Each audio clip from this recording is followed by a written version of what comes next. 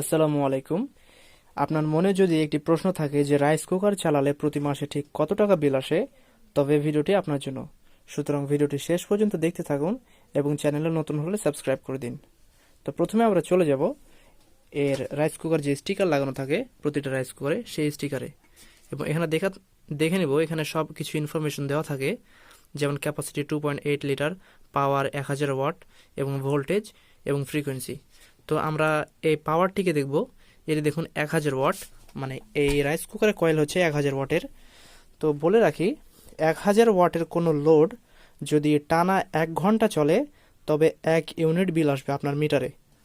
আমি আবারও বলছি, যে কোনো লোড হতে পারে, সেটা মোটর হোক, ফ্রিজ হোক বা রাইস কুকার হোক, যদি 1000 ওয়াটের হয়, তবে যদি টানা চলে 1 ঘন্টা, তাহলে 1 ইউনিট বিল আসবে আপনার মিটারে।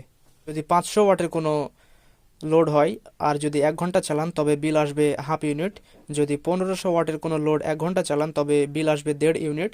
এবং যদি 2000 ওয়াটের কোনো লোড চালান, তবে আপনার বিল আসবে 2 ইউনিট। এভাবে যত আপনার ওয়াট বাড়তে থাকবে, তত আপনার ইউনিট বাড়তে থাকবে প্রতি ঘন্টায়। সুতরাং একটি রাইস কুকারে ভাত হতে কতক্ষণ সময় নেয়? সর্বোচ্চ 20 থেকে 25 মিনিট। তো আমরা অ্যাভারেজ ধরে নিলাম যে 30 মিনিট। সুতরাং প্রতিদিন যদি আপনি একবার করে ভাত রান্না করেন, তবে আপনার 30 মিনিট 1000 ওয়াটের একটি রাইস কুকার চলবে। সুতরাং 30 মিনিট যদি টানা চলে, তবে আপনার বিল আসবে মিটার হচ্ছে হাফ ইউনিট। 1 ঘন্টা চললে যেহেতু 1 ইউনিট বিল আসবে, সুতরাং 30 মিনিট চললে হাফ ইউনিট বিল আসবে। এখন সাধারণত কেউ দিনে একবার রাইস কুকার ব্যবহার করে, কেউ 2বার ব্যবহার করে, আবার কেউ 3বার ব্যবহার করে তার প্রয়োজন অনুযায়ী। যদি 2বার ব্যবহার করেন, তবে প্রতি 30 মিনিট চালালে 1000 ওয়াটের কয়েল, তবে আপনার বিল আসবে 1 ইউনিট। যদি আপনি প্রতিদিন 3বার ব্যবহার করেন, তবে আপনার বিল আসবে 1.5 ইউনিট। যেহেতু আমি একবার করে হিসাব করছি, সেহেতু আমি আগে আমাদের এলাকার যে প্রতিষ্ঠানটি বিদ্যুৎ সরবরাহ করে থাকে, সেই বিদ্যুৎ সরবরাহকৃত যে প্রতিষ্ঠান, তাদের সিলেক্ট করা যে ইউনিটের দাম, সে দামটি আমরা আগে দেখে নিই। তো এটা হচ্ছে পেপার। আমাদের যে প্রতিষ্ঠানটি বিদ্যুৎ সার্ভিস দেয়, সেটি হচ্ছে নেস্কো।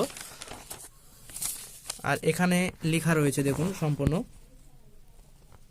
এখানে দেখুন, প্রথম ধাপ 0 থেকে 75 ইউনিট পর্যন্ত।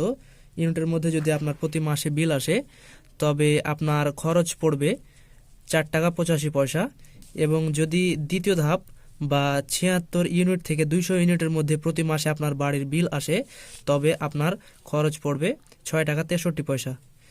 সুতরাং আমি প্রথমে 0 থেকে 75 ইউনিটের মধ্যে হিসাব করব, মানে 4 টাকা 85 পয়সা দিয়ে হিসাব করব আমি প্রথমে। এবার আমরা 4 টাকা 85 পয়সা দিয়ে হিসাব করব। যদি আপনি দিনে একবার রাইস কুকার চালান, তবে আপনার প্রতি মাসে বিল আসবে 72 টাকা। এবং যদি 2বার ব্যবহার করেন, তবে আপনার মাসে বিল আসবে 145 টাকা। এবং যদি 3বার ব্যবহার করেন, তবে আপনার মাসে বিল আসবে 218 টাকা। সুতরাং এরকম আপনার বিল আসবে যদি 0 থেকে 75 ইউনিটের মধ্যে আপনার প্রতি মাসে বিল আসে। আর যদি 75 থেকে 200 ইউনিটের মধ্যে বিল আসে, তবে আপনাকে তখন 6 টাকা 63 পয়সা দিয়ে হিসাব করতে হবে, যেমনটি দেখতে পাচ্ছেন এখানে। দেখুন, 75 থেকে 76 থেকে 200 ইউনিটের মধ্যে বিল আসলে তখন 6 টাকা 63 পয়সা করে নিবে তারা। তো এভাবে আপনারা হিসাব করবেন, তবেই আপনাদের রাইস কুকারের খরচ প্রতি মাসে কত আসতে পারে সেটি বেরিয়ে যাবে। সুতরাং আশা করি ভিডিওটি ভালো লেগেছে, এবং ভালো লেগে থাকলে লাইক, শেয়ার এবং সাবস্ক্রাইব করে পাশে থাকুন। ধন্যবাদ।